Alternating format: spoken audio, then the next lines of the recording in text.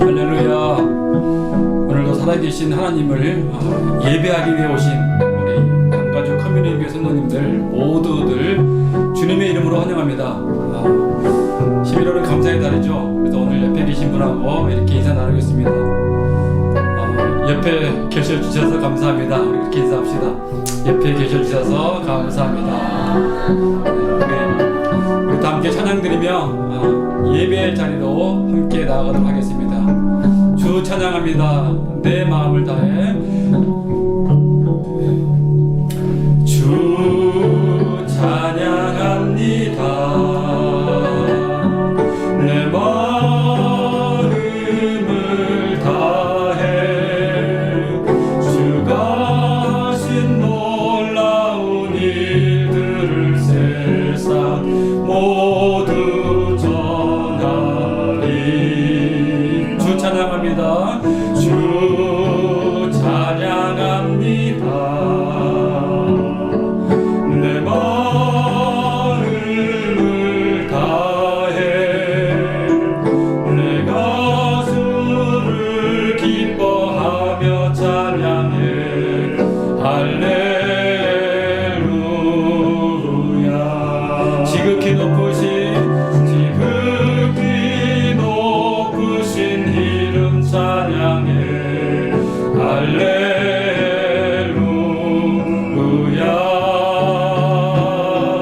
지극히 높으신 이름 찬양해. 할렐루야. 지극히 높으신 이름, 지극히 높으신 이름 찬양해. 할렐루야.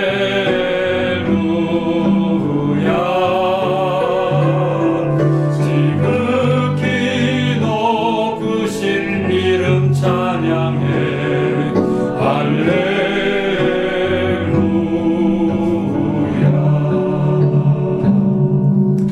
우리 사도신경으로 다 같이 우리의 믿음을 함께 고백하도록 하겠습니다.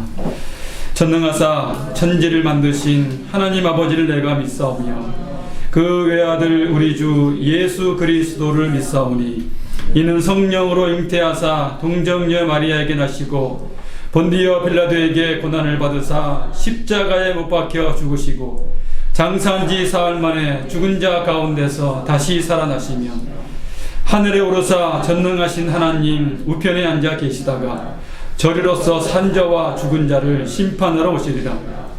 성령을 믿사오며 거룩한 공유와 성도가 서로 교통하는 것과 죄를 사해 주시는 것과 몸이 다시 사는 것과 영원히 사는 것을 믿사옵나이다. 아멘. 우리 찬송가 301장, 옛날 찬송 460장 지금까지 지내온 것 우리 함께 찬양하시겠습니다.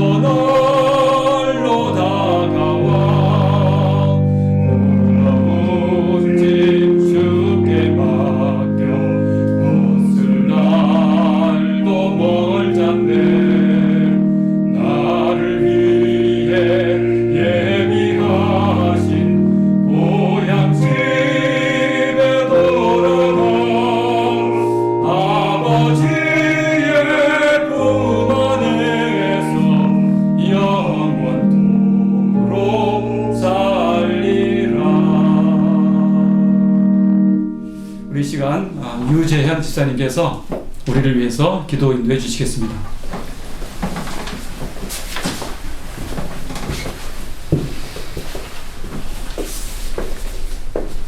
우리 사비 주인 되신 거룩하신 하나님을 찬양합니다. 자격 없는 저희를 지명하여 부르시고 자녀 삼아 주시어 어떤 상황 속에서도 동행하시며 끝까지 도우시는 존귀하신 하느님 아버지께 감사와 찬양과 영광을 올려드립니다. 특별히 오늘 이 시간 사랑하는 성도님들과 함께 남가주 커뮤니티 교회 이름으로 온라인 추수 감사절 예배를 드릴 수 있게 되어 진심으로 깊은 감사를 드립니다. 오늘의 이 예배가 있기까지 저희들 모두는 다시는 되돌아갈 수 없는 험난한 신앙의 여정을 걸어왔습니다.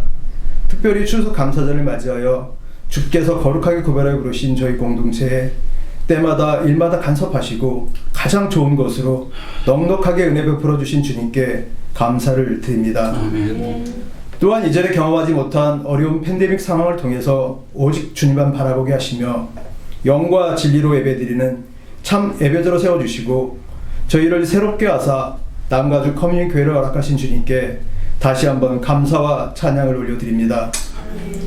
오늘 드려지는 이 예배 가운데 거하시는 성령 하나님의 임재를 경험하며 상처받은 영혼들이 치유되고 회복되는 역사가 일어나기를 소망합니다. 우리의 삶의 모든 순간순간들이 주님의 은혜와 사랑임을 고백합니다. 하지만 우리는 어리석고 교만하여 때로는 내가 내 삶의 주인으로 살아왔음을 고백합니다. 주님을 사랑한다 입으로 말하면서도 가까이 있는 지체의 마음조차도 살피지 못하고 끌어안지 못했음을 고백하고 회개하오니 우리의 죄를 용서하여 주옵소서. 태산을 옮길 만한 믿음이 있어도 사랑이 없으면 아무것도 아니라는 주님의 말씀을 되새기며 예수 그리스도의 극률하신 사랑이 내 안에 회복되기를 소원합니다. 팬데믹으로 인한 경제적 어려움과 육체적 고통을 받고 있는 이웃들, 그리고 무너진 마음으로 믿음의 침체기를 걷고 있는 성도들의 마음의 문을 열어 상한 마음이 치유되고 회복되게 하여 주시옵고 하루빨리 팬데믹이 종식되어 정상적인 일상의 생활로 돌아갈 수 있도록 인도하여 주옵소서.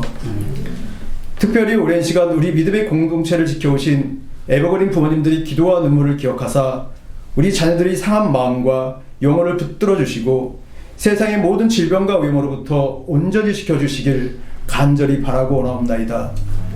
오늘 말씀을 두고 단위에 서시는 박종진 목사님을 기억하사 독수리가 날개쳐 올라가듯 새 힘을 부어주시고 영육간에 강건함과 지혜를 더해 주시어 준비하신 말씀을 힘있게 전하실 때 주님의 능력이 나타나고 성령의 역사가 강하게 나타나는 귀한 은혜의 시간 되게 하여 주옵소서. 어려움 속에서도 예배를 준비하고 돕는 손길이 있사오니 이들의 수고를 기억하여 주시고 성령 충만함을 주셔서 피곤치 않도록 인도하여 주옵소서. 또한 주님 앞에 예배드리기를 원하는 저희들 가운데 영적인 갈등으로 힘겨워하는 심령이 있습니다. 삶에 지치고 시달린 심령도 있습니다. 여러 모양으로 고달픈 삶을 살고 있는 저들의 심령을 주님께서 친히 위로해 주셨고 그 어떤 상황에서도 좌절하지 않는 든든한 믿음을 수여할 수 있도록 은혜를 베풀어 주옵소서. 우리의 감사와 찬송을 받으시기에 합당하신 예수 그리스도의 이름으로 감사하며 기도드리옵나이다. 아멘.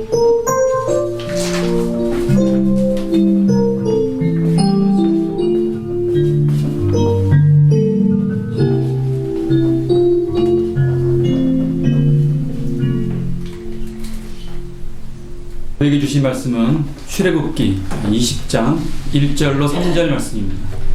출애굽기 20장 1절로 3절 말씀을 우리 함께 합독하도록 하시겠습니다. 20장 1절 말씀 다 같이 시작. 하나님이 이 모든 말씀으로 말씀하여 이르시되 나는 너를 애굽 땅 종 되었던 집에서 인도하여 낸 내 하나님 여호와니라. 너는 나 외에는 다른 신들을 내게 두지 말라. 아멘. 십계명을 주심에 감사하자라는 말씀의 제목을 가지고 우리 함께 은혜를 나누고자 합니다. 지난 한 주간 각자가 또 삶 속에서 힘들고 또 지치고 그 어려운 상황이 아마 있었을 터인데 혹시 지난주 말씀처럼 독수리가 그 어미 새끼를 업어 나르듯이 저와 여러분들을 그렇게 하시는 하나님을 혹시 경험해 보셨는지 궁금합니다. 경험해 보셨는가요? 아예 그냥 기도도 못 하셨다고요? 네. 근데 한 가지 중요한 건 우리가 보든 보지 못하든 경험하든 경험하지 못하든 그 하나님의 그 우리를 향하신 빚어가시고 독수리가 날개를 업어 나르듯이 하시는 그 신실함은 변함이 없이 저와 여러분들을 인도하고 계시다는 사실을 믿으시기를 주님의 이름으로 축원합니다. 저도 개인적으로 한 주간도 마음의 무거움이 있었는데 그 무거움 속에서 주님이 여전히 저를 빚어가고 계심을 저는 기도 가운데 볼 수 있었습니다. 저의 연약함을 보게 하시고 그 연약함 가운데 하나님이 하나님 되셔야 하는구나 라는 것들도 보게 하시는 게 너무 감사했고, 또 제가 서 있는 이 자리는 사실 무엇을 행하는 자리가 아니라 하나님의 사랑을 흘려보내는 자의 자리임을 다시 한번 확인할 수 있어서 저에게는 그 힘듦 속에서 하나님이 여전히 신실하게 저를 빚어가시는 그 모습을 볼 수 있는 한 주였습니다. 자, 오늘은 교회들이 그 추수감사 주일 예배를 드리는 날입니다. 여러분 다 아시겠지만 감사절의 유래는 그 신앙의 자유를 위해서 그 메이플라워를 타고 온 청교도들이 1962년 정도를 아마 얘기하는데 겨울에 그 보스턴 남쪽 플리머스라고 하는 항에 도착을 합니다. 너무 춥고 또 식량도 부족해서 이 상륙하기도 전에 이미 그 절반 이상이 죽었다고 전해집니다.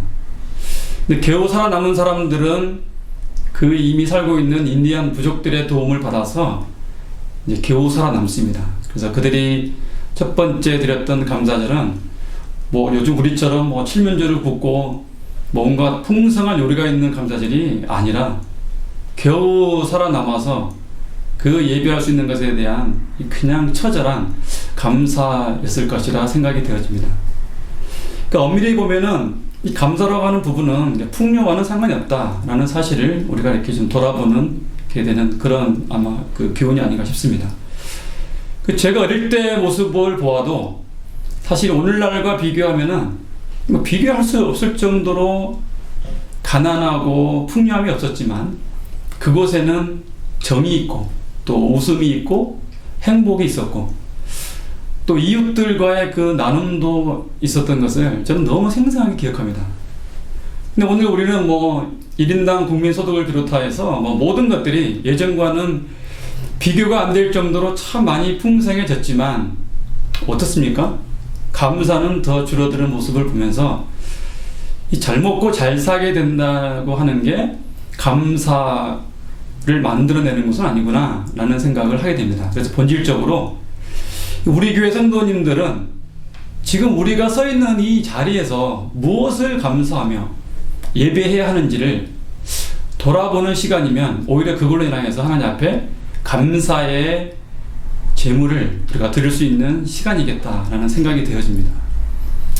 코로나 시기에 우리가 자주 듣지 않습니까? 많은 교회들이 재정적인 어려움을 겪고 또 심지어는 가끔씩 듣는 내용 중에 문을 닫는 경우가 있다라고 하는 슬픈 내용을 듣지만 이 팬데믹 상황에서 교회를 새롭게 시작하고 있는 우리들의 모습을 보면서 무슨 생각을 하신가요?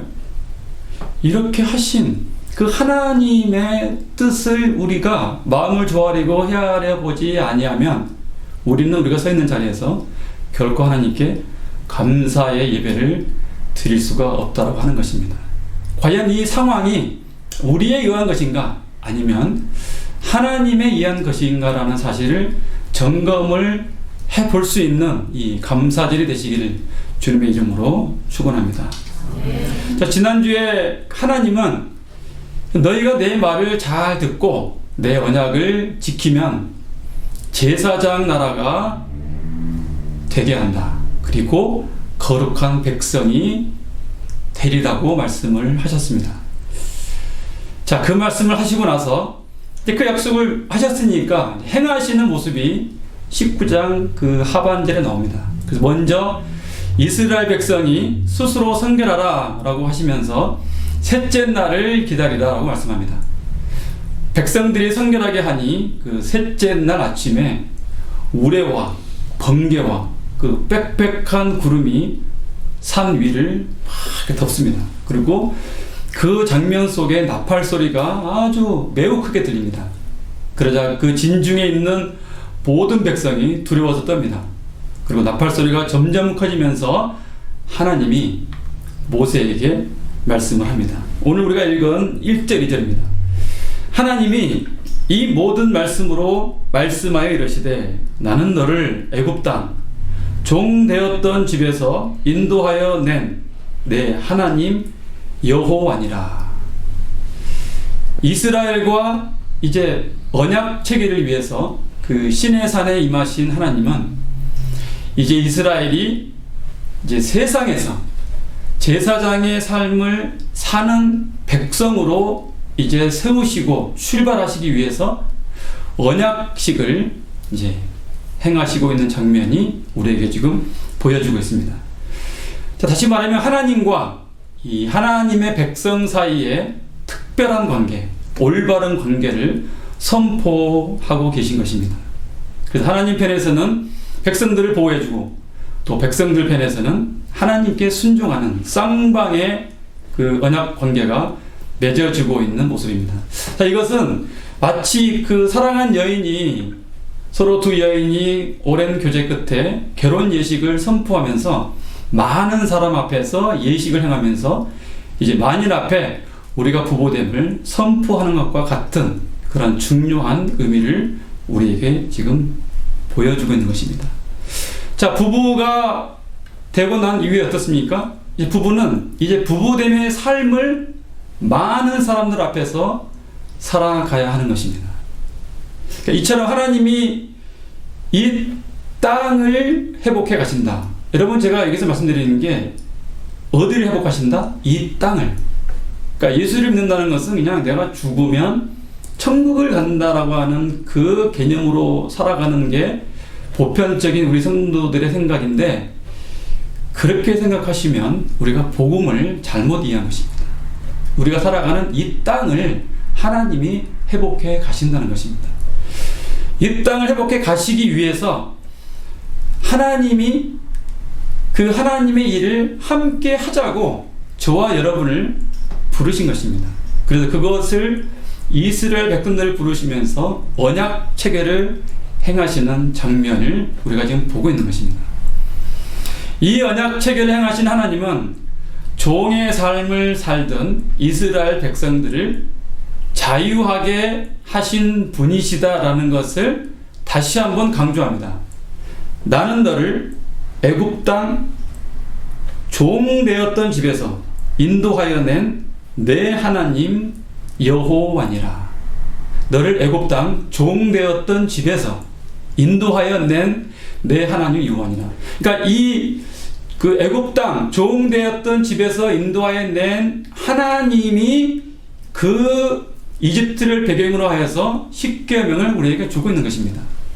그러니까 우리는 이 말은 죄의 종이 되어 우리를 구원했다라는 일반적인 생각으로 우리의 구원을 해석하면서 이 본문을 이렇게 넘어갑니다.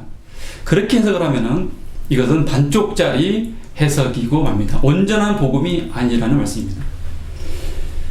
자, 이집트의 좀 그 사회적인 구조를 우리가 보아야 됩니다. 모든 신들에 의해서 세워지고 그 움직여지는 이집트 사회는 피라미드 구조의 사회입니다. 여러분, 한 피라미드 상상해 보십시오. 맨 위에, 그 맨 밑에, 맨 위에는 신이라고 불리우는 바로, 그 바로 밑에는 제사장들, 그리고 귀족들, 맨 밑에 누가 있습니까? 종들, 노예들입니다. 결국 바로가 그 자리에서 힘과 권력을 누리는 것은 이 종과 노예들의 희생의 결과물인 것입니다. 그러니까 신음하고 고통당하는 이스라엘 백성들의 위치는 이 피라미드 구조 맨 밑바닥에서 착취와 혹사를 당하며 살아가는 사람들이었다는 것입니다. 그러니까 이들은 인간으로 존중받는 것도 사치스럽다고 여길 정도로 취급을 당하며 살았던 종의 모습이었던 것입니다. 그런데 호렙산에서 이 모세에게 나타나신 여호와 하나님은 세상에서 존재 가치를 존중받지 못하고 권력과 힘에 지배당하며 고통당하는 그 사람들의 하나님이시다라는 것을 우리가 지금 계속 보고 있지 않습니까? 힘과 권력을 가진 이들의 하나님이 아니고 그렇게 세상에서 그러한 신음하며 살아가는 자들의 하나님이시다는 것을 계속 우리에게 보여주고 있습니다. 그리고 그들을 구원하셔서 세상에서 하나님이 하시고자 하는 그 일을 하나님과 함께 이루어 가시기 위해서 모세를 부르신 것입니다. 그리고 오늘을 살아가는 저와 여러분을 부르신 것입니다. 자, 이 구조는 우리가 신약에도 보면은 우리가 쉽게 알 수 있습니다. 예수님이 그 살면서 사역했던 그 시대적 배경도 역시 이 구약의 배경이었던 이집트처럼 피라미드의 구조를 가진 로마라고 하는 거대 왕국이었습니다. 그러니까 로마 황제가 곧 무엇이죠? 곧 신이었고 그 로마 나라의 피라미드 구조의 맨 위에 자리하면서 명예와 권력과 부를 누리며 살아가는 자가 누굽니까? 로마 황제입니다. 그러니까 로마 황제 역시도 그 밑바닥에 있는 하층 계급에 있는 노예나 종들의 노동력을 착취하여 잘 먹고 잘 살았던 것입니다. 근데 예수님께서 이 구조를 아주 그냥 대충이 아니고 철저하게 해체하십니다. 그러니까 많은 사람들이 인간 취급 안 했던, 사람 취급도 하지 않았던 죄인들, 또 그 세리들과 함께 둘러앉아서 식탁에 교제를 하십니다. 심지어는 정말 당대 모든 사람들이 그 다가가기가 어려운 거 아니라 정말 가까이 할 수 없는 창녀들까지도 예수님은 찾아가십니다. 그리고 그들과 함께 교제를 나누시는 모습을 우리에게 보여주고 있습니다. 이 로마라고 하는 시스템에서는 권력이 중요합니다. 명예가 중요합니다. 체면이 중요하고 돈이 중요합니다. 근데 예수님은 철저하게 그 시스템을 파괴합니다. 그리고 명예보다는 예수님이시기 때문에 얼마든지 권력과 힘을 가지고 내가 하나님의 아들이다라고 할 수 있지만 가장 수치스럽다고 여겨졌던 십자가를 지심으로 침뱉음 당하고 뺨을 맞아가면서 온갖 수치를 다 당하시는 그 수치의 길을 택하십니다. 권력과 힘보다는 또 낮아지심을 택하시면서 하나님 나라 백성의 삶은 바로 이런 수치의 길을 가는 길이다라는 것을 우리에게 말씀하고 있는 것입니다. 자, 이 수치의 길을 우리가 조금 더 설명을 드리면 무엇이겠습니까? 철저한 자기 부인의 삶이죠. 날마다 내가 죽고 그리스도가 내 안에서 주인 되어지는 삶을 살아가는 것입니다. 조금 더 말씀을 드리면 하나님이, 예수님이 하늘의 영광을 버리고 자기를 비어 종의 형체를 가졌던 것처럼 철저하게 우리 자신을 비우는 것입니다. 그 비움의 이유가 무엇입니까? 삶을 살아가는 내 삶의 주인이 내가 아니고 하나님이시다고 하는 사실을 담아내는 것입니다. 이것이 하나님 나라의 신비인 사실을 여러분 알고 계십니까? 이런 믿음의 길을 간다고 하는 것이 바로 이러한 길임을 저와 여러분들은 절대 잊어서는 아니 됩니다. 특별히 이 감사절에 그러한 길을 가는 자들이 온전한 감사를 담아서 하나님 앞에 제물을 드릴 수 있다. 이러한 은혜가 저와 여러분 가운데 있어지기를 주님의 이름으로 축원합니다.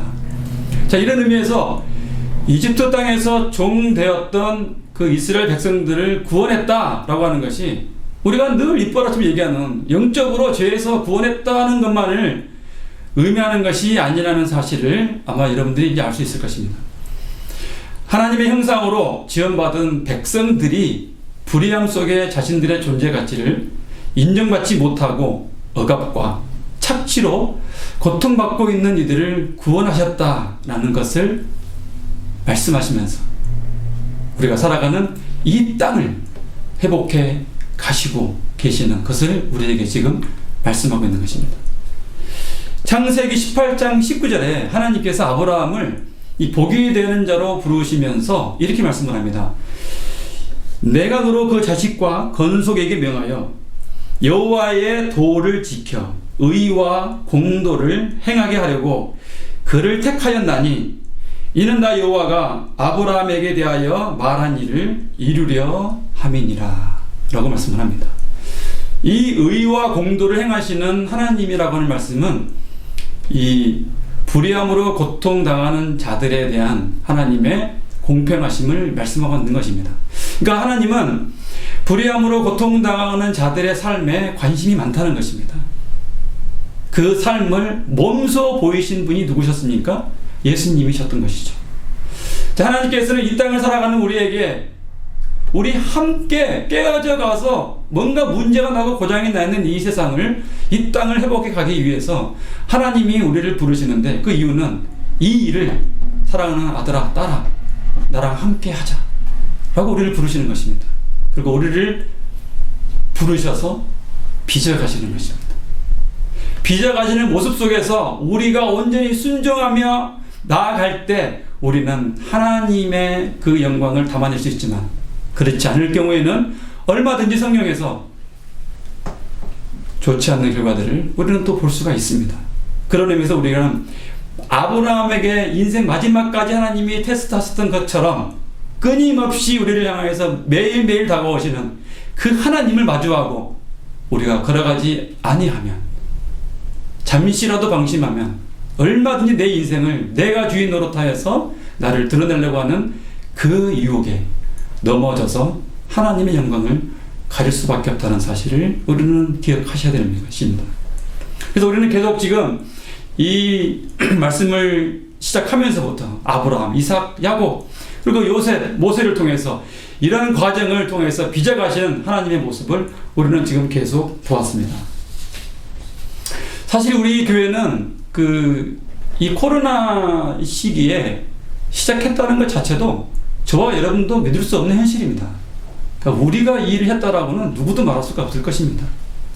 하나님이 하신 것이지요. 하나님이 하셨기 때문에 그 하나님을 그냥 끊임없이 바라보는 겁니다. 그것이 저와 여러분들이 해야 할 일인 것이죠. 그러니까 우리 교회도 사실은 그 개척헌금이 하나도 없기 시작했기 때문에 이 추수감사헌금을 모아서 어떻게 보면은 인간적으로 시드머니를 만들어야 하는 상황인 것이 맞습니다. 근데 우리 모두가 이 추수감사헌금을 전부를 어려운 이웃과 함께 하기로 우리가 결정을 하였습니다. 왜입니까? 지금 우리가 말씀을 보고 있는 것처럼 하나님께서 고통당하는 백성들을 돌아보셨던 것처럼 또 예수님이 이 사회에서, 세상에서 힘들어하는 자들을 찾아가셨듯이 우리 교회를 세우시고 시작하게 하신 그 목적이 무엇이냐? 저와 여러분들을 부르셔서 그 하나님의 일에 함께 동참하게 하셔서 하나님의 사랑을 이웃으로 흘려 보내는 것이라는 말씀을 우리가 기억해야 됩니다. 그리고 순종해야 하는 것입니다. 그리고 이웃을 향해서 우리는 제사장적 역할을 감당해야 하는 것입니다. 고통당하는 이웃의 아픔에 참여하는 그것이 바로 하나님의 구원에 참여한다는 사실을 여러분 아십니까? 내가 예수를 믿었으니까 말씀을 되새기면서 너희가 내 입으로 주를 시인하면 구원의 확신을 막 되새기면서 나는 구원 받았다 이런 소모적인 일은 하지 마시기 바랍니다. 우리를 향하여서 말씀하신 하나님의 거룩한 사랑 안에 반응함으로 말미암아 이웃의 아픔에 동참하는 그것이 하나님의 거룩한 구원에 참여하는 삶임을 우리는 절대 잊어서는 아니 됩니다. 그리고 오늘 신의 산에서 하나님께서 우리와 쌍방 계약인 언약식을 하면서 이제 우리가 무엇을 해야 하는지를 이 십계명을 통해서 구체적으로 말씀을 하고 계십니다. 이 3절부터 이 17절까지 내용이 십계명에 대한 내용입니다. 이 3절에서는 이렇게 말합니다. 너는 나 외에 다른 신들을 내게 두지 말라라는 말씀으로 시작을 합니다. 그래서 사실 이 십계명에 대한 말씀은 언젠가 시간이 되면은 계명 하나하나씩을 매주 살펴봄으로 말미암아 새로운 공동체로 불러서 제사장 나라가 되게 하는 그 나라의 가이드라인이 십계명이라고 하는 것입니다. 그러니까 십계명은 우리가 생각하는 것처럼 고리 타보는 것이 아니고 구체적인 이 땅에서 하나님 나라의 백성으로 살아가는 삶의 지침서인 것입니다. 그러니까 우리가 구체적으로 살펴보고 그 살펴본 내용을 가지고 우리가 적용해 갈 필요가 있는 것이죠. 오늘은 우리가 전체적으로 큰 그림을 보므로 우리에게 주신 것을 감사함으로 나가는 그런 시간을 좀 보고자 합니다. 자, 1계명에서부터 이 4계명까지는 부름받은 자와 하나님과의 관계입니다. 그리고 여러분 잘 아시겠지만 이 5계명부터 10계명까지는 부름받은 자와 이 사랑, 이웃과의 관계를 말씀합니다. 자, 이걸 다시 정리하면 1에서 4계명까지는 하나님을 뭐하라? 사랑하라. 5에서 10계명까지는 이웃을 사랑하라 라는 이 두 가지의 계명으로 우리가 정리할 수 있습니다. 자, 1계명입니다. 나 외에는 다른 신을 내게 두지 말라입니다.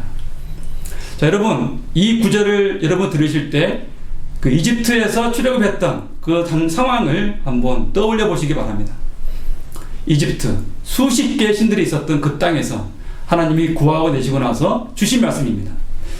자, 이집트에 수십 개의 신들이 있었지만 그 중에 그 이집트인들이 강력하게 섬겼던 신들이 10가지로 요약할 수 있습니다. 그래서 10가지 재앙을 통해서 하나님만이 참 신임을 보여주지 않았습니까? 이집트에서는 너희에게 풍요를 베풀어 주었다고 믿고 섬겼던 신들, 그러니까 자기들에게 모든 것을 먹고 또 마시고 이 살아갈 수 있는 모든 공급 요인이 다 자기들이 만들어낸 신이었기 때문에 그런 것들을 믿고 섬겼던 신들은 다 헛되니 이제는 스스로 있는 자이신 나 여호와 하나님만을 사랑하라. 그리고 그 하나님만 예배하라라고 하는 것입니다. 그러니까 애굽에서 나온, 이집트에서 나온 백성들이 이 구절을 들었을 때는 너무도 그냥 살아있는 말씀이 이렇게 다가오는 겁니다. 근데 우리는 이 말씀이 잘 안 다가오지만 그 출애굽기를 보실 때 말씀 속에서 이집트의 배경을 여러분들이 가만히 살펴보시면 이 말씀이 더 우리에게 구체적으로 적용될 수 있습니다. 신명기 6장 5절에 보면 이렇게 나옵니다. 너는 이 마음을 다하고 뜻을 다하고 힘을 다하여 내 하나님 여호와를 사랑하라 라고 말씀합니다.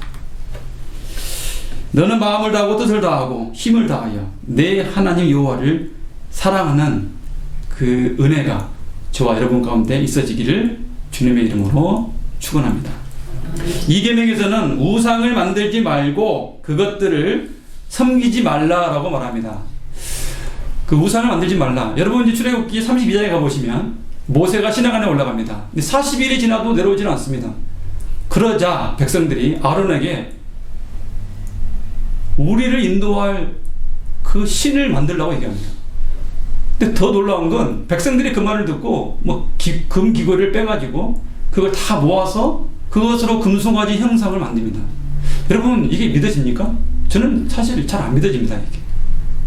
아무리 그래도 그렇지 모세가 40일 안 내려온다고 어찌 이런 일이 일어날 수 있을까라는 의심이 여러분 들지 않습니까? 그러니까 이처럼 우리의 인간의 마음이 부패하고 타락했다는 것을 보여주는 것입니다. 그러니까 여호와 하나님이라고 하는 보이지 않는 그 하나님이 스스로 있는 자라고 말씀을 하셔서 그 10가지 재앙과 홍해 바다를 가름을 통하여서 보여주었지만 이들은 그 하나님에 대한 부분이 모세가 안 내려오니까 그 하나님에 대한 형상을 만드는 것입니다. 그래서 그걸로 금송아지를 만든 것이죠. 여러분 이 금송아지 왜 하필 금송아지일까? 그러니까 이것도 그 당시에 이집트에 살았던 문화를 보시면 쉽게 이해할 수 있습니다. 이 금송아지 형상은 풍요를 베푸는 신입니다. 이집트에서 이것을 하토르라고 하는 신입니다. 그래서 바로가 왕이 되면 이 하토르, 이 풍요의 신의 젖을 먹는 모습이 이 박물관에 가시면 쉽게 볼 수 있습니다. 풍요의 신인 것이죠. 풍요의 신에 의해서 바로는 왕이 되었던 것입니다. 이 신이 너무도 자기들에게는 먹고 사는 문제를 제공해 주었기 때문에 그 금송아지 형상을 만들었던 것입니다. 제가 몇 년 전에 뉴욕 월가를 한번 가본 적이 있습니다. 여러분 가시면 그 황소동상 보셨는가요? 깜짝 놀랐습니다. 저는 왜 하필이면 황소동상인가? 이 동상의 균이 어딘가? 여러분 제가 풍요의 신이 뭐라고 말했습니까? 금송아지입니다. 황소. 그 풍요를 염원하는 그 신이 그때로부터 지금까지 흘러와서 풍요를 염원하는 많은 사람들이 이 황소 동상을 찾고 동상을 만지면서 행운을 빕니다. 이런 거 하지 말라는 것입니다. 그러니까 우리 삶 속에 살아가면서 무언가 모르게 우리는 이제 모든 게 다 팔자라는 얘기를 가지고 그냥 인생을 해석하는 경우가 있는데, 그런 팔자라는 얘기를 하면서 어느덧 우리는 하나님을 얘기하면서 동시에 점쟁이의 그 길을 따라가는 습관들이 우리 안에 배겨 있는 것도 보게 됩니다. 그런 거 하지 말라는 것입니다. 자, 3계명은 여호와의 이름을 망년되이 부르지 말라는 것입니다. 다시 말하면 어떻게 하는 게 망년되이 부르는 건가? 하나님을 그 알라딘의 지니처럼, 그러니까 우리가 필요할 때면 언제든지 나타나셔가지고 해결해 줘야 하는 신으로 취급하여 부르지 말라는 것입니다. 여러분, 이게 우리가 신앙생활 할 때 이 수준에 머물러 있는 신앙인들이 너무나 많습니다. 그러니까 기도할 때 그냥 무조건 하나님 앞에 구하는 기도밖에 할 수 없는 우리의 연약함. 그래서 기도는 뭐라고 말씀드렸습니까? 잠잠히 하나님의 하나님 되심을 묵상하며 그 하나님이 지금도 신실하심을 내 가슴에 담는 것입니다. 그래서 내가 내 인생의 주인이 아님을, 주인인 것을 밀어내고 하나님이 내 인생의 주님을 담아내는 그 씨름, 그 묵상이 기도인 것입니다. 그러니까 망년되이 부른다, 그냥 내가 지니처럼 말만 하면 나타나서 그렇게 하나님의 이름을 취급하지 말라는 것입니다.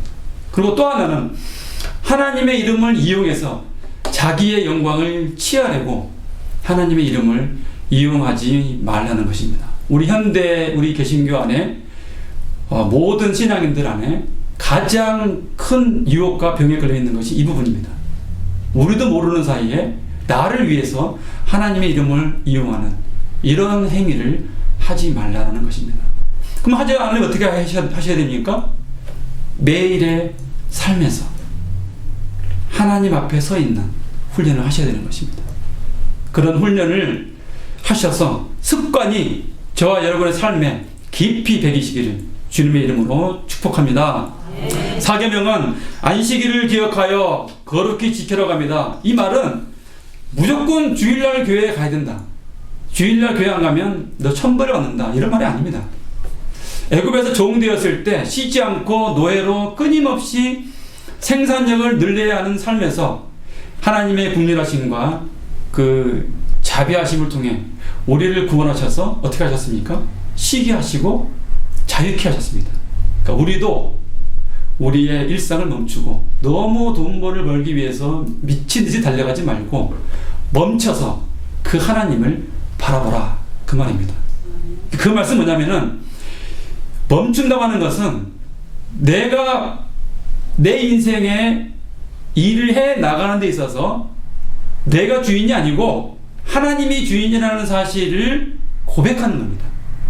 그래서 우리는 일주일 동안에 어느 한 순간을 멈춰서 하나님만 바라보는 습관을 해야 되는데, 이 습관을 들이는 부분이 여러분 사실은 한국이든 미국이든 어느 교회든 개신교 가운데서는 이런 습관들을 훈련하는 그 영성의 훈련이 없습니다. 그러니까 지금 설교하시면 듣고 이해는 하는데 다시 돌아가면은 습관을 길러낼 수 있는 것이 없으니 다시 그냥 원상태로 되어져 버리는 이런 슬픔이 있는 것이죠. 그러니까 우리 남거제 커뮤니티 교회는 이렇게 부르심을 받아서 이 일을 행하기 위해서 어떻게 할 것인가, 우리는 고민하면서 함께 걸어가야 하는 것입니다. 멈추어서 우리 삶의 주인이 하나님이심을 인정하라라는 말씀입니다. 자, 5계명에서 10계명까지는 부름받은 자의 그 이웃을 향한 사랑을 이야기한다고 말씀드렸습니다. 자, 5계명입니다. 내 부모를 공경하라. 자, 이 말씀은 부모를 자기 몸처럼 소중하게 여겨라라는 말씀입니다. 이 마가복음 3장 35절에 보시면 누구든지 하나님의 뜻대로 하는 자는 내 형제요 자매요 모친이다 라고 말씀합니다. 그래서 우리는 그 모든 부모님을 우리 몸처럼 여기며 섬기하는데 그 이유가 무엇이냐? 하나님의 뜻대로 하는 자가 다 내 형제요 자매요 모친이기 때문에 그렇습니다. 그러니까 우리는 부모를, 어른을 공경하며 섬겨야 한다는 것입니다. 자, 6계명은 무엇입니까? 살인하지 말라. 왜냐하면 이 살인이 왜 무서운 죄냐면 우리 모두는 다 하나님의 형상으로 지음받은 존재이기 때문에 그렇습니다. 그러니까 살인 자체가 하나님의 형상을 파괴하는 것이기 때문에 그게 무서운 것이네요. 무서운 죄인 것이죠. 근데 이제 우리가 마태복음 가시면 그 예수님 말씀하실 때 이런 살인이 아니라 미워만 해도 살인하는 것이다 라고 말합니다. 자, 이 말씀을 대할 때 우리는 무슨 생각이 듭니까? 모든 일을 대할 때 죽게 하듯 하라. 다시 말하면 한 사람 한 사람을 대할 때, 지나가는 거린을 대할 때도 죽게 하듯 하라. 쉽지는 않지만 이 죽게 하듯 하는 이러한 성품을 길러내기 위한 훈련도 우리에게 요구되어지고 있는 것입니다. 7계명은 무엇입니까? 간음하지 말라고 합니다. 하나님께서 정해주신 창조 질서를 무너뜨리지 말라는 것입니다. 근데 예수님은 이걸 또 넘어서서 마음속에 음욕만 품어도 이미 가람한 것이다. 참 엄청난 말씀입니다. 자, 이 말은 우리의 몸이 하나님의 성전이기에 음행을 피하라는 말씀과 또 한 가지는 이게 마음속에 음욕만 품어도 이미 가담한 것이라고 하는 이 말씀이 들을 때 누구도 하나님 앞에 설 자가 없습니다. 그 말은 뭐냐? 우리는 이걸 감당할 수 없으니 하나님이 도우셔야 나는 이 세상을, 이 죄를 이기며 살아갈 수 있는 존재다. 하나님만이 이것을 이길 수 있는 힘을 주시는 분이라는 사실, 철저한 하나님 되심을 요구하고 있는 것입니다. 이런 하나님 앞에 겸손함으로 나아가는 은혜가 저와 여러분 가운데 있어지길 바랍니다. 8계명입니다. 도적질하지 말라고 합니다. 자, 도적질하지 말고 그럼 뭘 해야 되느냐? 그냥 더 해주라, 더 보태주라는 것입니다. 이 욥기서에 보면은 내가 태어났었을 때 알몸으로 나와서 또한 알몸으로 돌아갈 거기 때문에 주신 이도 여호와시고 거두신 이도 여호와시니 여호와의 이름이 찬송받으면 된다. 그러니 도둑질하지 말고 더 있는 것까지 주는 자, 그러니까 주는 자가 복이 있다라고 하는 그 말씀을 우리에게 지금 말씀하고 있는 것입니다. 9계명입니다. 9계명은 내 이웃에 대하여 거짓 증거하지 말라고 합니다. 이것도 결국은 자신의 이로움을 위해서 위증하지 말라는 것입니다. 이 거짓말이라고 하는 것은 여러분 아시겠지만 그 사탄의 강력한 무기이지 않습니까? 그러니까 내가 살기 위해서 남을 속이고 또 괴롭히고 하는 거짓말 말들을 하지 말라는 것입니다. 10번째, 내 이웃의 집을 탐내지 말라. 자, 탐심은 이 마음에서 비롯되기에 그 죄의 씨앗이 되어서 마침내 그 죄가 우리 자신을 덮어서 그리고 우리 자신을 파괴하는 결과를 낳게 됩니다. 그래서 골로새서 3장 5절 말씀은 탐심은 곧 우상 숭배다라고 말씀을 합니다. 자, 우리가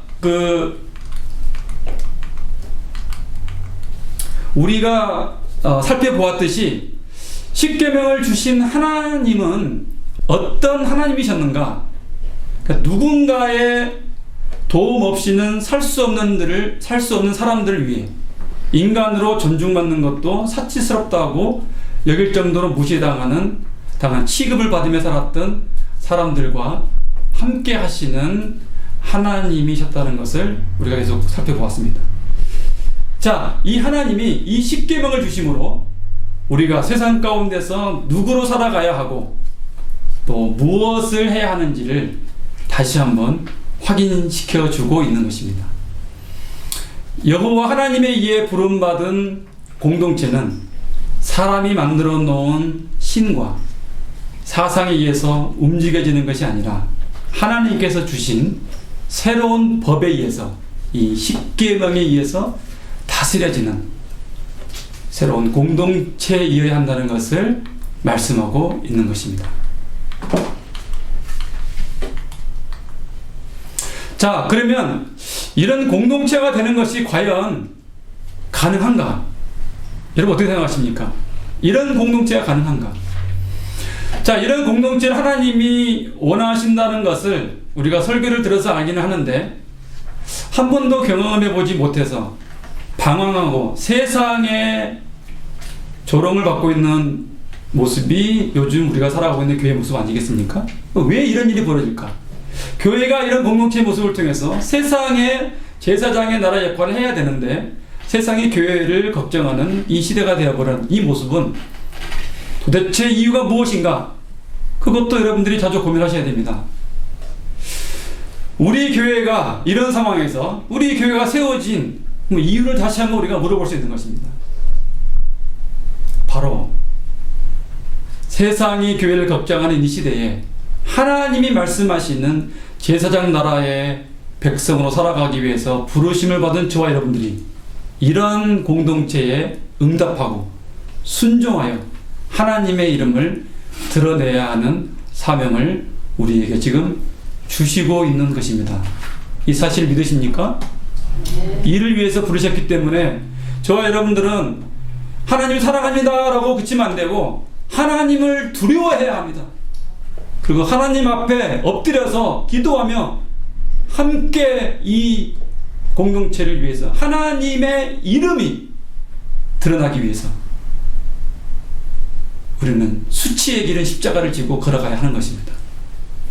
이집트와 로마처럼 그 피라미드 구조 속에서 힘과 자존심과 명예를 내세우는 것이 아니라 나 자신과 수치를 선택하심으로 우리를 구원하신 주님을 따라갈 때에야 비로소 하나님이 우리의 마음의 자세와 태도와 성품을 변화시키고 그걸 통해서 하나님의 이름이 높이게 되어지는 것입니다. 스탠리 하워스라고 하는 이 학자가 이렇게 말했습니다. 십계명은 자신이 누구이며 자신이 누구의 소유인지를 아는 사람들이 현세의 문화에 대항하며 살아가게 만드는 삶의 방식이다 라고 말했습니다. 십계명은 이 세상이 자기 생각대로 살도록 하나님이 내버려 두시지 않았음을 우리의 일상에서 나타내고 알리고 증언하는 사람들을 만들어내는 역할을 하고 우리가 어떤 존재인지를 깨우는 동시에 우리가 마땅히 되어야 할 사람으로 변화하도록 인도한다 라고 말을 하였습니다. 깊이 공감이 가는 말씀입니다. 자, 예수님께서 이 십계명의 내용을 전체적으로 요약한 말씀을 우리가 보겠습니다. 마태복음 22장 37절로 40절 말씀입니다. 예수께서 가라사대 내 마음을 다하고 목숨을 다하고 뜻을 다하여 주 너의 하나님을 사랑하라 하셨으니 이것이 크고 첫째 되는 계명이요 둘째는 그와 같으니 내 이웃을 내 몸과 같이 사랑하라 하셨으니 이 두 계명이 온 율법과 선지자의 강령이니라. 로마서 13장 10절 말씀은 이렇게 말씀합니다. 사랑은 이웃에게 악을 행치 아니하느니 그러므로 사랑은 율법의 완성이니라. 말씀 마무리하겠습니다. 감사절 예배에 하나님이 우리 공동체를 부르신 우리가 지금 어디에 서 있는가를 또 살펴보게 하시고 그 자리에서 우리에게 주신 제사장 나라 거룩한 백성으로 부르셔서 십계명을 이 감사절에 우리에게 말씀해 주셨습니다. 감사절 예배에 십계명을 주신 하나님의 마음을 보면서 우리 교회의 존재 목적이 하나님을 사랑하고 이웃을 사랑하기 위해 부르심을 받은 공동체임을 다시 한번 우리에게 확인시켜주고 있는 것입니다. 이렇게 하시는 성부, 성자, 성령 삼위 하나님께 영광과 찬송을 돌려드립니다. 우리는 이 거룩한 부름 앞에 이제 우리는 함께 걸어가야 합니다. 이 일을 위해서 하나님이 이 일을 함께 하자. 야, 누구야? 나 일 하고 싶은데 너 나랑 함께 하지 않겠니? 라고 부르셨는데 이 제사장 공동체로 부르셨으니 우리가 하나님 앞에 거룩하고 겸비하고 하나님의 뜻을 이루는 통로가 되는 교회가 되도록 우리 자신을 빚어가시는 하나님을 경험하며 겸손히 주님께 매일매일 나아가 기도하며 하나님의 뜻이 하늘에서 이루어진 것처럼 땅에서도 이루어지는 저와 여러분 되시기를 주님의 이름으로 축원합니다. 우리 찬송 주님의 뜻을 이루소서 이 찬양을 부르신 다음에 우리 함께 합심해서 기도하는 시간을 갖도록 하겠습니다. 주님의 뜻을 이루소서.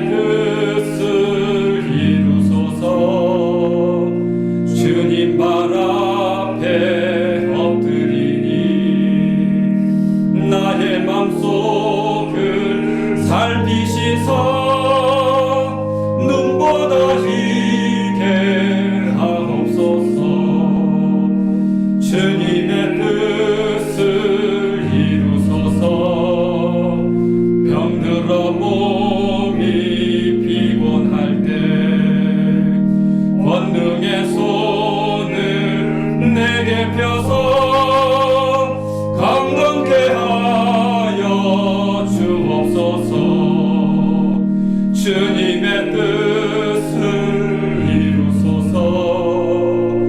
온전히 나를 주장하사 주님과 함께 동행함을 만민이 알게 하옵소서.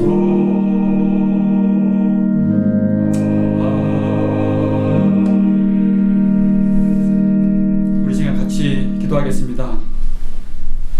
오늘도 말씀을 들으시면서 무슨 말씀을 들으셨습니까? 우리를 또 우리 교회를 제사장 나라로 삼으신 하나님의 뜻이 이웃에게로 흘러가는 그런 복이 되는 자의 축복의 통로가 그런 삶이 되게 하여 주옵소서. 십계명을 주시고 언약 백성으로 선포하신 하나님께서 오늘 우리 교회를 세우신 목적을 듣게 하심을 감사합니다. 우리를 통해 아버지의 뜻이 온전히 이루어지는 우리 공동체, 우리 교회가 되어서 하나님을 높이는 삶을 살게 하여 주옵소서. 이 제목을 가지고 우리 아버지의 이름을 부르며 국민하심을 구하며 기도하며 나아가도록 하겠습니다. 같이 기도하겠습니다. 하나님 아버지 감사합니다. 아버지 오늘도 참으로 미련하고 참으로 부족하고 연약한 저희들을 또 불러주셔서 하나님 말씀을 듣게 하여 주시고 또 깨닫게 하여 주시고 기도하게 하신 것 감사합니다. 하나님 어디서 고민하는 저희들의 마음은 우리의 힘으로는 감당할 수가 없으니 주님의 부르심 앞에 다시 한번 우리가 무릎 꿇고 주를 바라보옵나니 주여 우리를 구별의 능력으로 거룩하게 하여 주시옵시고 우리를 새롭게 하여 주셔서 부르심의 이 사명을 우리가 함께 한 마음으로 한 뜻으로 이루어갈 수 있는 아버지 우리 교회 우리 공동체 우리 개인이 되게 하여 주시옵소서. 그래 아버지 우리를 통하여서 어려운 이웃을 향할 하나님의 마음과 하나님의 사랑을 흘려보내며 하나님의 영광을 온전히 이루어드리는 우리 모두가 될 수 있도록 주여 우리를 도와여 주시옵소서. 아버지여 다시 우리 교회 존재 목적을 보게 하심을 감사합니다. 하나님의 사랑을 사랑하는 이 사랑의 역사가 우리 안에 이루어지게 하여 주시옵시고 우리 교회 안에 이루어지게 하여 주시옵시고 하나님의 영광과 기쁨을 삶이 되게 하여 주시옵소서. 언제든지 하나님 앞에 나아가 우리 약함을 구하며 용서를 구하며 나아갈 때마다 하나님의 성령님의 우리를 도하여서 역사하시는 거룩한 공동체의 부르심에 하나님의 이름이 드러나고 여호와 이름이 높여지며 하나님의 뜻이 하늘에서 이룬 것처럼 땅에서 이루어진 역사가 우리 안에 있게 하여 주시옵소서. 하나님 감사합니다. 하나님 감사합니다. 우리를 통하여서 주님의 그 뜻을 이루어 주시옵소서. 진흙과 같은 우리를 빚으시사 빚으시는 하나님을 한 주간도 보게 하여 주옵소서. 주님과 믿음의 길을 걸어가므로 하나님만을 높이며 하나님의 이름을 부르며 나아가는 우리 모든 성도님들 되도록 주의 은혜와 긍휼과 자비를 베풀어 주시옵소서. 우리 교회를 이 코로나 어려운 가운데 세우신 하나님의 마음을 보게 하신 걸 감사합니다. 우리는 감당할 수가 없습니다. 우리는 아무것도 할 수가 없음을 고백합니다. 주님 겸손함으로 함께 손을 잡고 걸어가기를 원하오니 주여 우리를 불쌍히 여기시고 우리를 통하여 주의 뜻을 이루어 주시옵소서. 예수님의 이름으로 기도드리옵나이다. 아멘. 몇 가지 간구 말씀을 드리겠습니다. 이 감사절에 우리 한번, 그래도 감사절인데 이렇게 한번 인사하겠습니다. 주님 때문에 당신을 알게 돼서 축복입니다. 그렇게 한번 인사합시다. 주님 때문에 당신을 알게 돼서 축복입니다.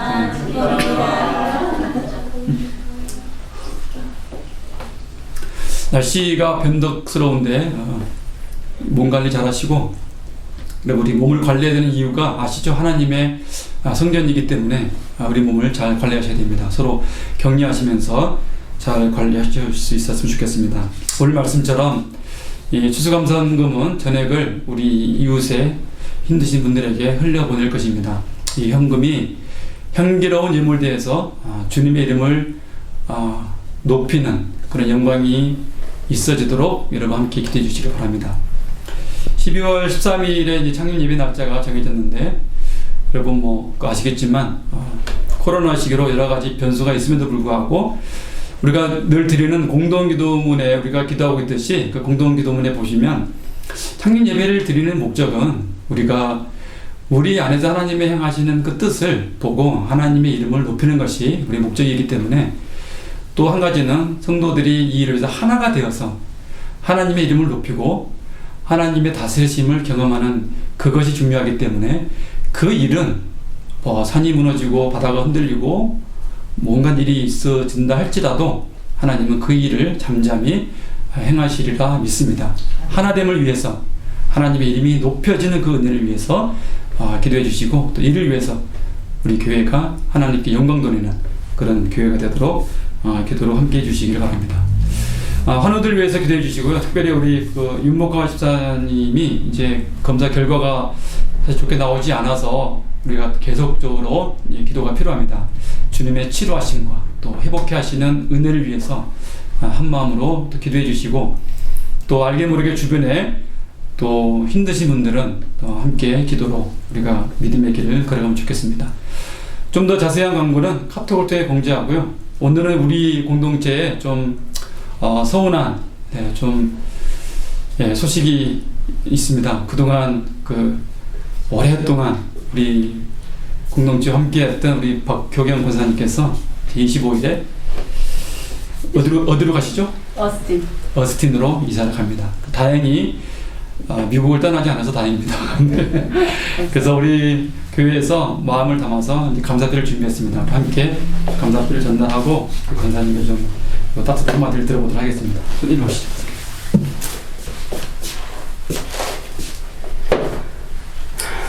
자, 이 감사패가 참 이쁘네요.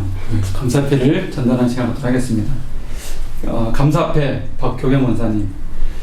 권사님과 함께 동행했던 지난 시간들은 모든 성도들의 가슴 속에 잔잔히 흐르는 시냇물처럼 오래도록 남아있을 것입니다. 권사님의 앞날을 축복하며 하나님 나라와 우리 믿음의 공동체를 위해 흘리신 눈물과 기도와 사랑에 감사하는 모든 성도들의 마음을 담아 이 패를 드립니다. 사랑합니다. 감사합니다. 축복합니다. 주 2020년 11월 20일 남가주 커뮤니교회 박종진 목사회 성도 1동. 감사합니다. 네, 박수. 권사님 한번 소감 말씀 듣도록 하겠습니다. 이거를 받을 자격이 없는데 이걸 주셔서 너무 감사하고요. 제가 마스크를 벗어야겠죠? 그리고 제가 하고 싶은 이야기가 다 여기에 있습니다. 계속 이야기하면 눈물밖에 나올 게 없지만은 우리 마지막 신앙생활을 처음 목사님과 처음 우리 집사님들과 같이 하고 싶었는데 그거를 못해서 좀 아쉽고, 그리고 제가 정말로 교회를 사랑하고 여러분 사랑하고, 누가 그러더라고요. 저희 영혼은 여기에 있고 몸뚱이만 간대요. 그러니까 저희 영혼을 여기다 두고 갈 테니까 계속해서 여러분들의 기도가 필요하고요. 우리 박정진 목사님 설교를 들으면은 매일같이 하나님을 만나지 않으면은 우리가 할 수 없는 그런 설교 내용들인 것 같아요. 그러니까 여러분들도 매일 주님을 만나는 그 삶을 통해서 축복의 삶이 되기를 원하고, 그리고 저를 위해서 기도해 주시고 건강하시고요. 그래야 또 다시 만날 거잖아요. 제가 어스틴으로 갑니다. 언제든지 힐링이 필요하신 분이나 여행을 하시고 싶으신 분들은 저희 집을 찾아오시면 감사하겠습니다. 저는 아직 카톡도 있고 와이파이가 있으니까 떠난다는 생각은 없으니까 언제든지 연락해 주시고요. 언제든지 저도 이 크미니언 교회를 위해서 기도하고, 또 우리 목사님 그리고 우리 젊은 집사님 장로님들 위해서 기도를 하겠습니다. 그러니까 옛날에 과거에 있었던 안 좋은 기억들은 다 잊어버리시고요. 이제 하나님 나라를 위해서 매진하는 저희들이 되었으면 합니다. 여러분 정말 사랑하고 감사합니다. 안녕히 감사합니다. 예, 박수. 네, 감사하겠습니다. 네, 너무 감사합니다. 이제 어스틴에 가면은 숙박은 무료입니다. 그렇죠, 원사님? 우리 마지막 찬양 부르시고 입에 피하도록 하겠습니다. 주의 영광 이곳에 가득해. 찬양하고